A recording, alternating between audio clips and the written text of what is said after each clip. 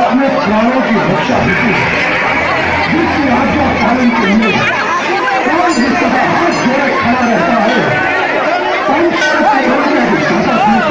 जिससे अधीन है, जो समस्त युवक का एक छत्र सम्राट है, उस महाबली महिषासुर के सम्मुख मैं इस दुष्टा की आंशिक दुर्गति करूंगा।